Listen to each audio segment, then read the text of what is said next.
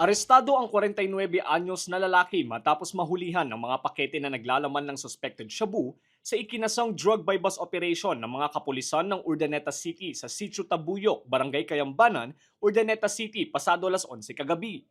Ang sospek ay tubong San Andres Bukid, Manila at kasalukuyang naninirahan sa Barangay Bayawa sa nasabing syudad. Nasamsam sa kustodiya ng sospek ang 5 piraso ng heat-sealed transparent plastic sachet na naglalaman ng umano'y shabu na may timbang na 4 gramo na may standard drug price na 27,200 pesos. Na-recover din ang ilang mga drug paraphernalia at motorsiklo na ginamit sa transaksyon. Meron tayong na-apprehend na isang street level individual, newly discovered drug personalities. So, base doon sa ginawang profiling ng ating mga personnel, wala itong stable job. So maybe ito nakadepende doon sa kanyang pagbibenta ng illegal na droga. Nasa kustodiya ngayon ng Urdaneta City Police Station ang nahuling suspect na tumanggi ng magbigay ng pahayag.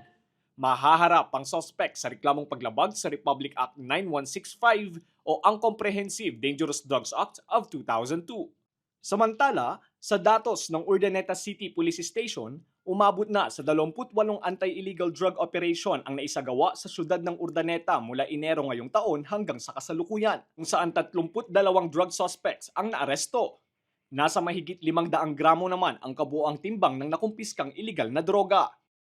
Ini-encourage natin yung ating community na tulungan yung ating mga kapulisan at yung i-encourage and i-strengthen natin yung pagsusumbong kung sino yung mga kakilala, miyembro ng pamilya na meron tayong ugnayan na baka gumagamit ng illegal na droga at yung ating mga miyembro ng Drug Abuse Council na tulungan yung ating mga law enforcement agency at masustain natin yung ating campaign against illegal drugs at mahuli yung mga gumagamit at nagbebenta ng illegal na droga. Lester Narag, Balitang Solid North.